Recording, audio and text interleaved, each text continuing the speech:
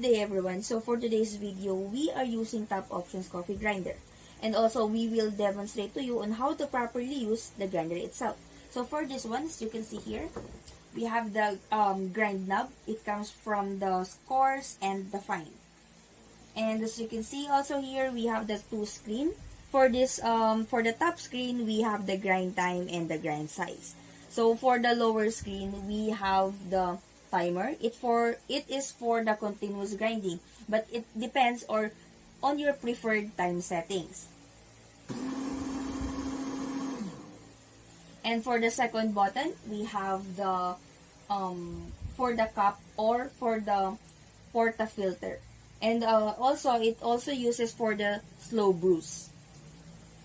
It depends on how many cups that you needed for your coffee.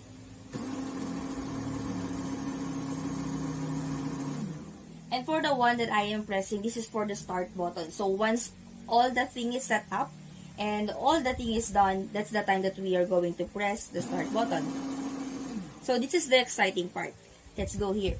So as you can see, we have the auto grinding button. It doesn't have any timer. So it will grind when it pressed by the portafilter. So it will automatically stop when the portafilter or once you are done with the grinding. So let's go here. For the inclusions, we have the porta holder.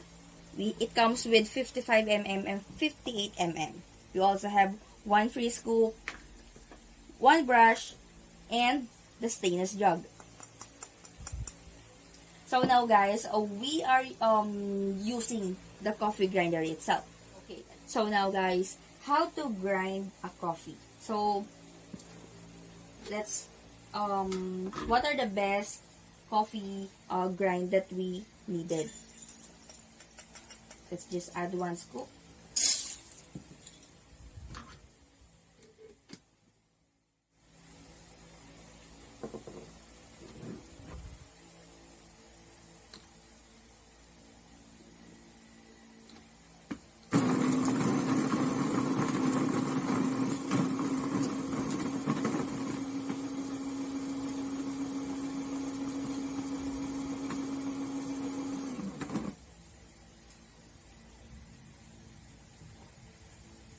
So for this grind type, it is best for the French press.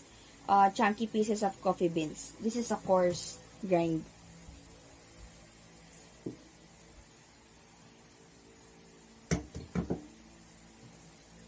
For the next part, we will be grinding a medium coarse. So let's set the time.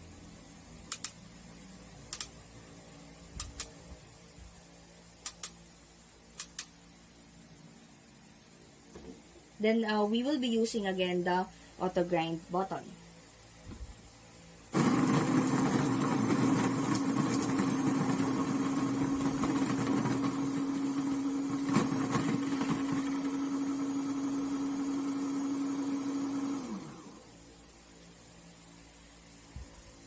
By the way guys, what's interesting about this grinder is that it doesn't have splash. So it's anti-splash. So when we are using it, hindi siya makalat. And so for the medium coarse, it's also best for drip coffee. Okay, so what's next? We will be grinding medium for the siphon or AeroPress. So let's grind.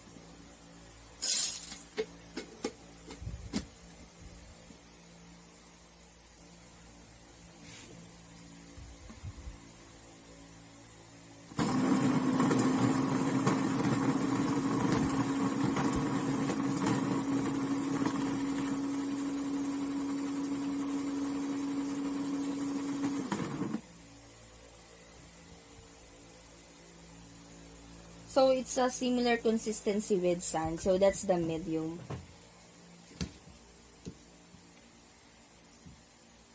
Look how wonderful guys, the grind. Nasa medium pa lang tayo and it's fantastic.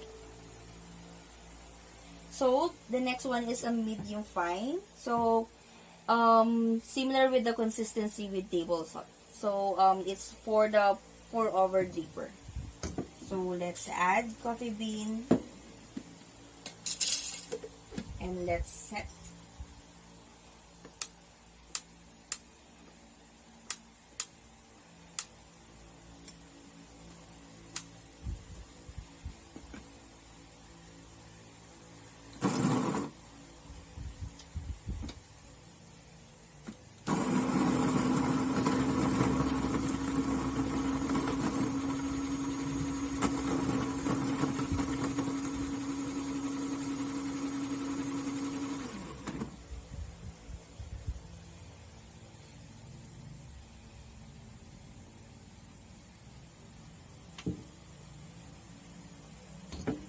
So for the last one, we will be grinding fine. The consistency is finer than table salt.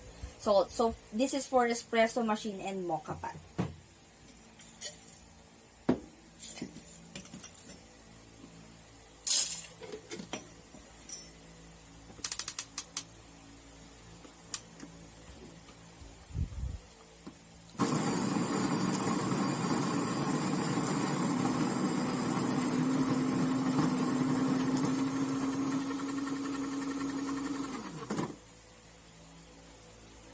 So here's the fine. So beautiful, isn't it?